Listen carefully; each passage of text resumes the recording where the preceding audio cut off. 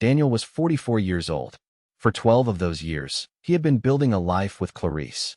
He built their house not with his own hands, but with the focus and capital earned from a business he had constructed from nothing. He built a reputation for steadiness, for projects that came in on time and under budget, for foundations that never cracked. Then Clarice decided the foundation of their marriage was boring. She left, taking with her the furniture, the art, and what she believed was half of everything he would ever be worth. She held a party to celebrate her liberation, a public monument to his failure. What Daniel did next would cost her not money, but the one thing she valued more: the narrative. We see stories like this every day, people trying to rebuild.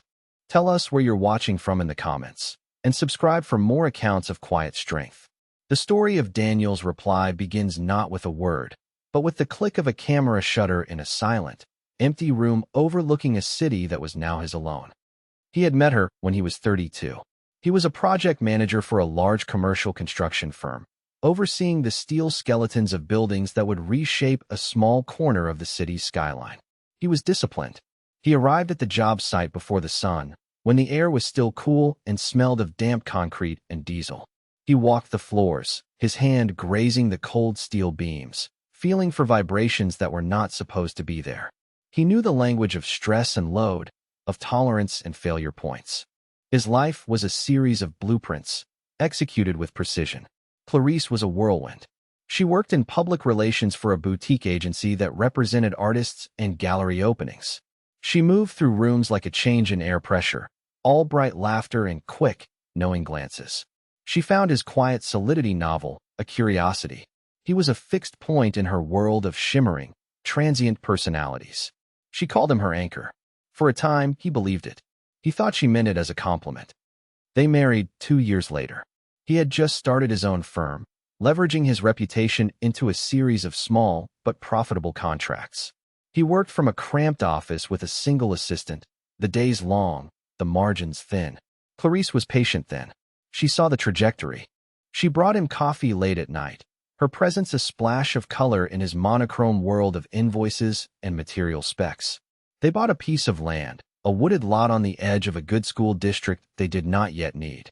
He designed the house himself. It was not a showpiece. It was a study in honest materials: glass, cedar, stone. It was designed to stand for 100 years.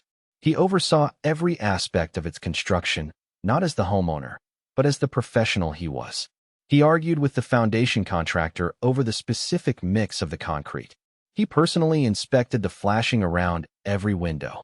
The house was an extension of his professional ethos. Do it right, do it once. It was his promise to her, made in wood and stone. The business grew. The small contracts became larger ones. Office buildings, private medical facilities, a municipal library. His firm was known for its lack of drama. There were no lawsuits, no catastrophic delays, no public failures. Just quiet competence. Daniel's net worth grew not in explosive leaps, but through steady, relentless accumulation. He did not change.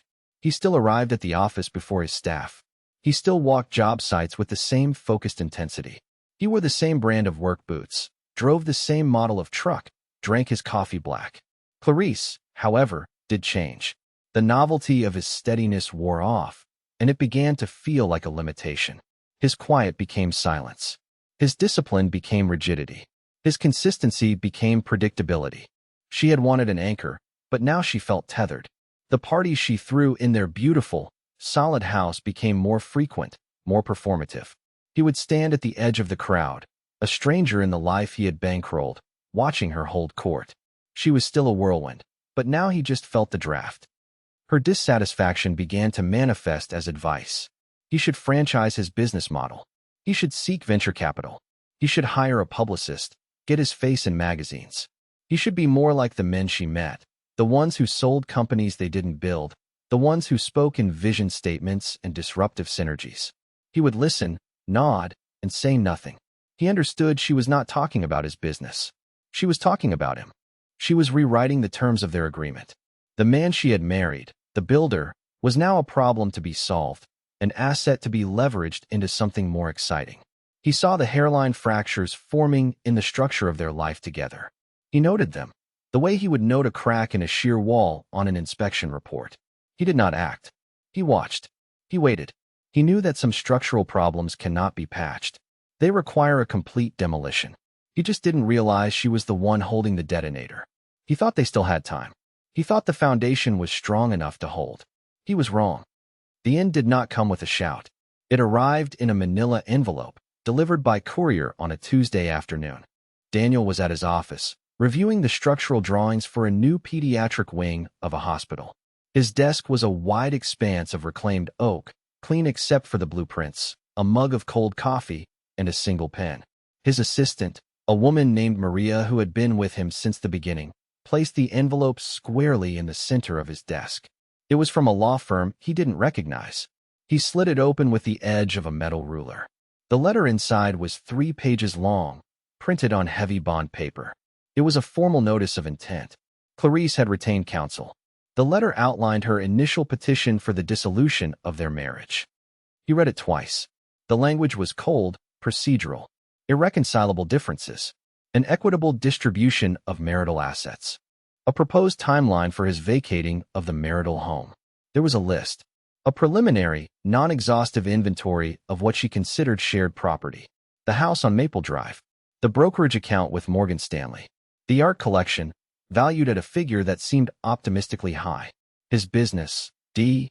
Miller Construction, was listed as the primary marital asset, its value to be determined by a forensic accountant of her choosing. He felt a strange calm settle over him. It was the same feeling he got when a subcontractor made a catastrophic error on a job site. A moment of absolute clarity where the full scope of the problem becomes visible. The noise of emotion was gone. There was only the problem, sitting on his desk. He folded the letter and placed it back in the envelope. He stared out the window of his office. It overlooked a project he had completed 2 years prior, a sleek glass and steel medical building. It was solid. It was real. It did what it was designed to do. His marriage, he now understood, had not been built to the same specifications. It had been a performance piece, and the show was over. He picked up his phone. He did not call Clarice. Speaking to her now would be like trying to reason with a weather system. He scrolled through his contacts and pressed the name Marcus Thorne, his lawyer. Marcus was a man who, like Daniel, dealt in facts. He answered on the second ring. Daniel did not waste time with pleasantries. "Marcus, it's Daniel Miller. I have a document I need you to see," he described the letter. Marcus listened without interruption. When Daniel was finished, there was a short pause. "Don't reply," Marcus said. "Don't call her. Don't text her. Don't go home. Forward the letter to my office. I'll see you at 9 tomorrow morning." Daniel hung up. He forwarded the email scan of the letter to Marcus. Then he called Maria into his office. "I need to leave for the day," he said. "Cancel my afternoon." She looked at the envelope on his desk, then at his face. Maria had a knack for seeing the things that were not said. She saw the shift in his posture, the tension in his jaw. She simply nodded. "I'll handle it." He walked out of his office, leaving the blueprints for the pediatric wing unrolled on his desk. He drove his truck not toward the house on Maple Drive, but toward the city. He did not know where he was going. He was simply moving. The GPS was off. He was navigating by instinct. He thought about the house. He had chosen the specific grade of cedar for the siding, specified the gauge of the copper for the gutters. He knew where every load-bearing wall was. He knew the weaknesses. He had designed it. He had built it. And now he was being asked to vacate it. The letter had not been a proposal. It had been an eviction notice. He realized, with a cold certainty that settled deep in his bones, that she had been planning this for a long time.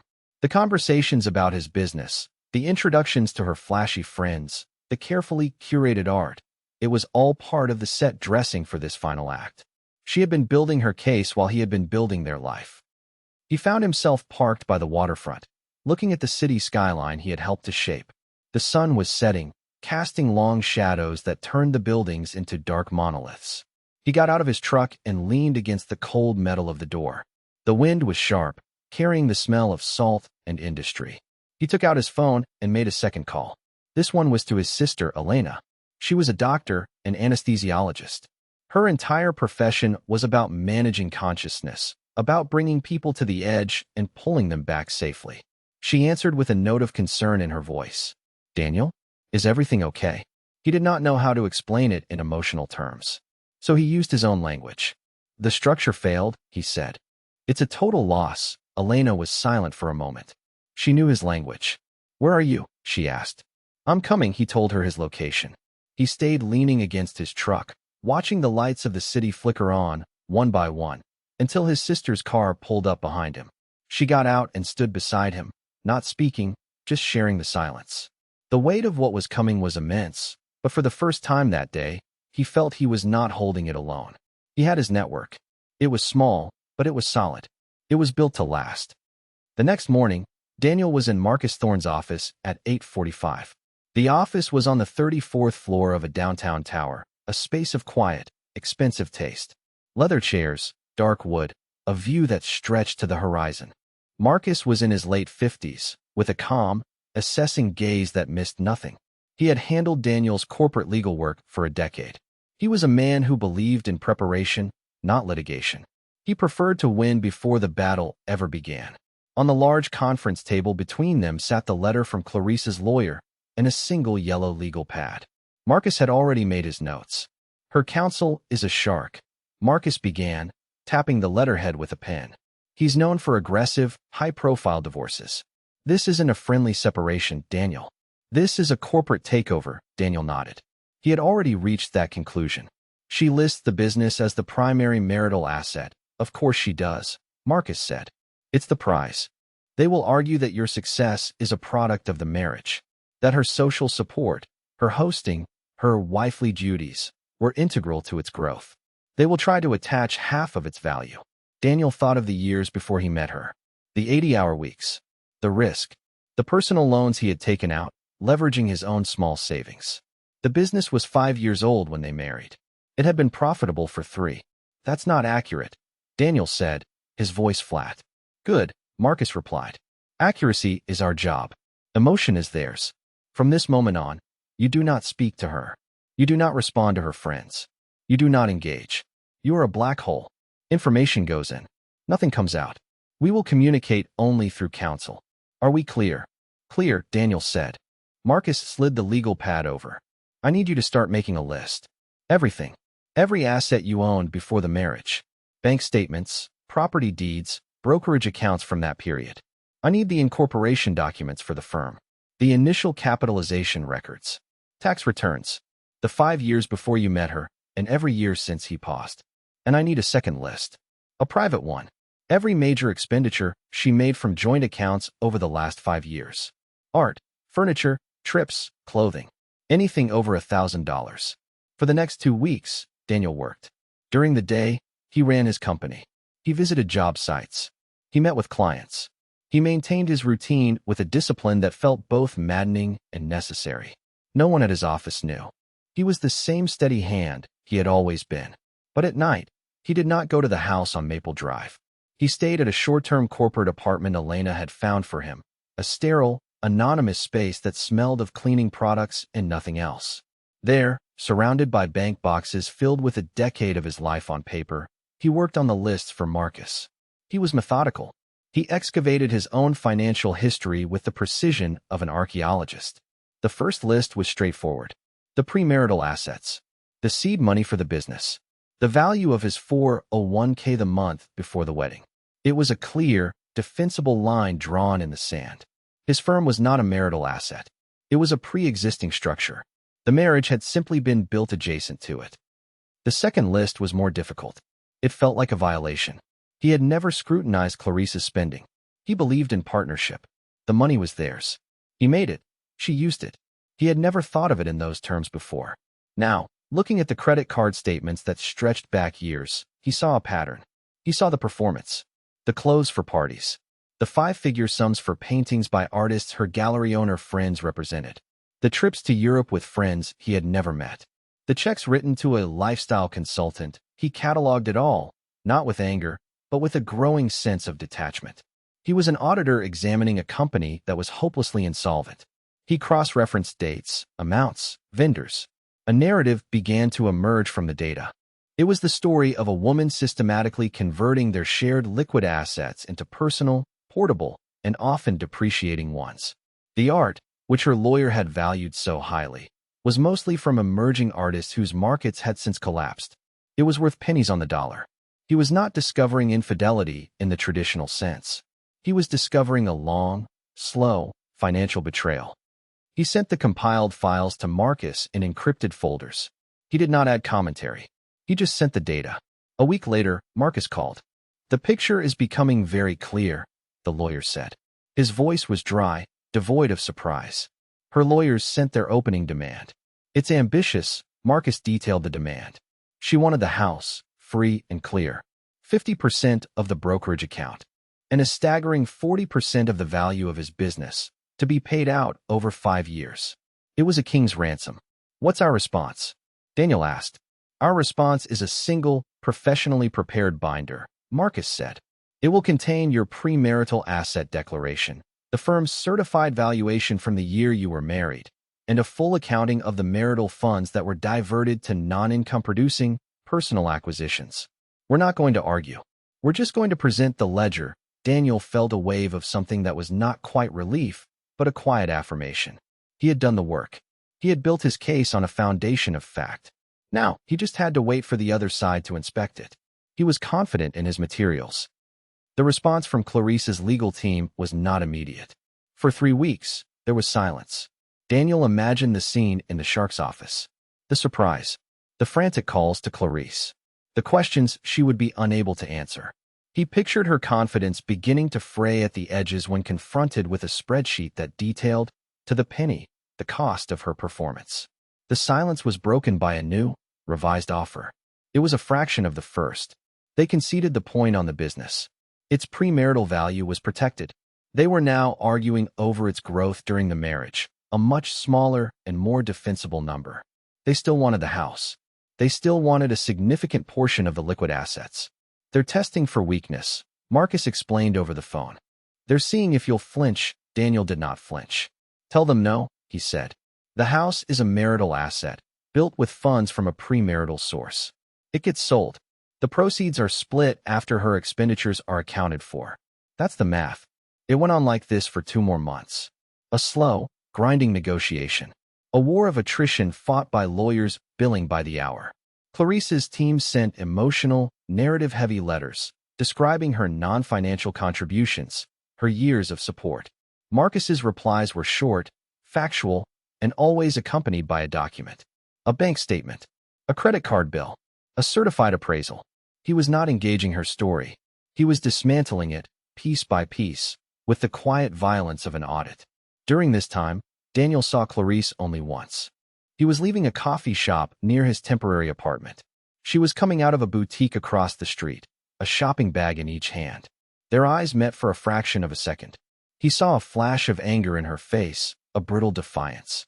She was with a man he didn't recognize, handsome, well-dressed, laughing at something she'd said. She turned her back to him, a deliberate, theatrical dismissal. Daniel felt nothing.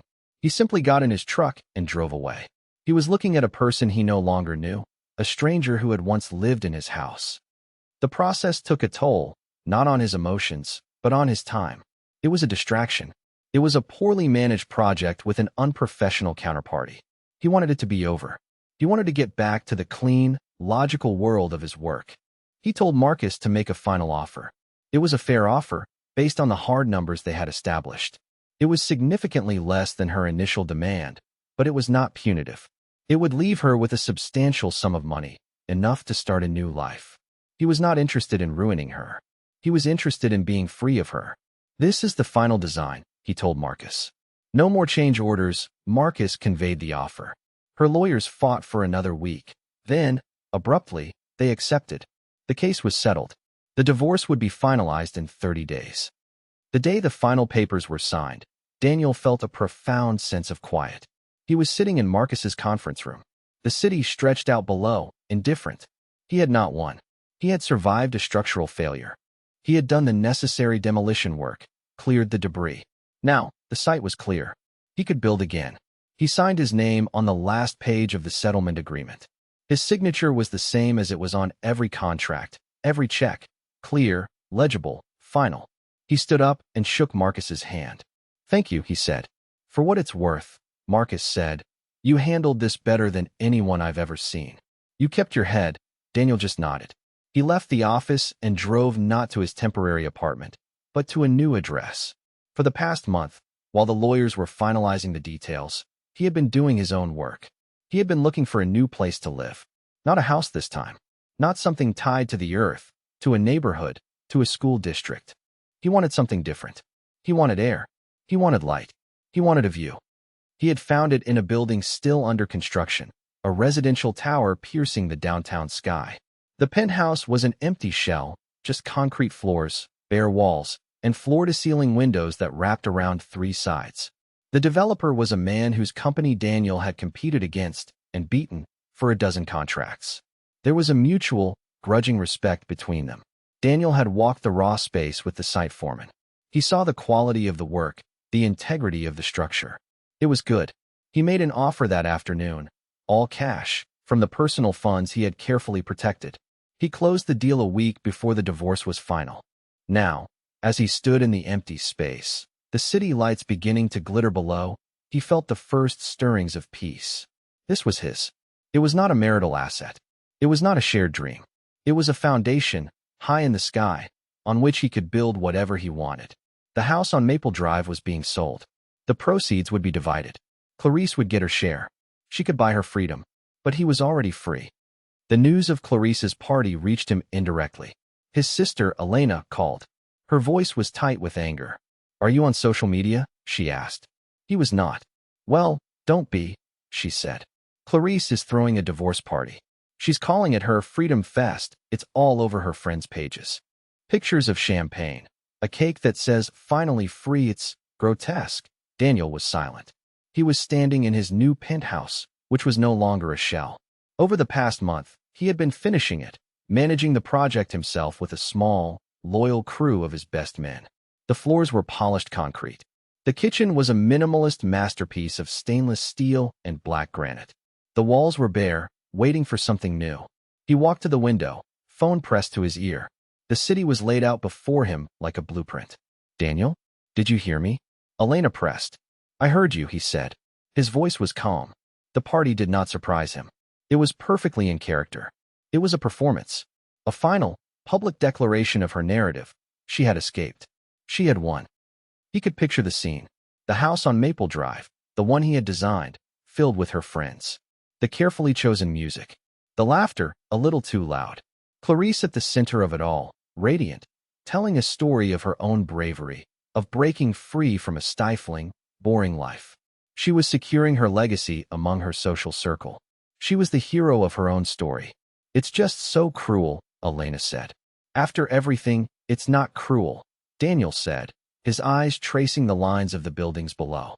"It's just information." He thanked his sister for the call and hung up. He did not feel anger. He felt a sense of finality. He had moved on. He had cleared the site, laid a new foundation. She was still dancing in the rubble of the old one, mistaking it for a victory party. Later that evening, curiosity got the better of him. Not a burning curiosity, but a low, clinical interest. He opened a web browser on his laptop and navigated to the public profile of one of Clarice's friends, a woman he vaguely remembered from her parties. The page was filled with images from the event. There was Clarice, holding a glass of champagne, her arm around the handsome man he had seen her with months ago. There was the cake. There were group photos, everyone smiling, celebrating her triumph. The captions were variations on a theme. "So proud of you. Here's to new beginnings. You deserve all the happiness." One photo, posted by Clarice herself on her own public page, caught his eye. It was a selfie of her, beaming, with the living room of the house visible behind her. The caption read, "Closing one chapter and starting the most exciting one yet. So grateful for my freedom and for the friends who celebrate it with me. #divorce party, #finally free, #new beginnings." He looked at the photo for a long time. He looked at her face, the curated joy. He looked at the room behind her, a room he had designed, where he had once imagined growing old.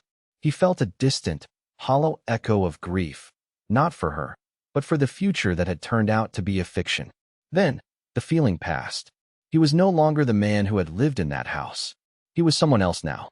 He stood up and walked to the floor-to-ceiling window in his own living room. The penthouse was dark, save for the ambient glow of the city outside. The view was breathtaking. The entire metropolis spread out beneath him, a glittering carpet of light and energy. The towers he had built or consulted on were visible, their lights shining back at him. It was a view of his past, his present, and his future. He took out his phone. He opened the camera. He framed a shot. It was not a selfie. He was not in the picture. The shot was of a single glass of aged whiskey, resting on the wide concrete windowsill. Beyond the glass, the city lights were a brilliant, unfocused tapestry. The image was quiet, confident, and incredibly expensive. It spoke of a solitude that was not lonely, but chosen. It spoke of a success that needed no announcement. It spoke of a peace that was earned, not given. It said everything he needed to say. He opened his messaging app. He found Clarice's name. Their message history was empty, save for a few logistical texts from months ago. He attached the photo. He did not write a single word. He did not add a caption. He just sent the image. Then, before she could possibly have had time to see it, he blocked her number. He blocked her on every platform he didn't use. He severed the final, digital thread between them. He had sent his reply. The conversation was over. The consequences did not arrive with noise. They settled the way weather settles after a storm. Clarice saw the image. She was in the middle of her party, the queen of her own celebration. Her phone buzzed. She glanced at it, expecting another congratulatory message. She saw the photo. For a moment, she didn't understand. It was just a glass, a blurry background. Then her eyes focused. She recognized the skyline. She recognized the angle. It was a view from above, from a height that was rare and expensive. It was a view of the city she thought she knew, but from a perspective she had never seen. The whiskey in the glass was a brand she knew he favored, one they could never afford when they were starting out. The photo was a single, devastating sentence. It said, "This is where I am now. Where are you?" Her smile faltered.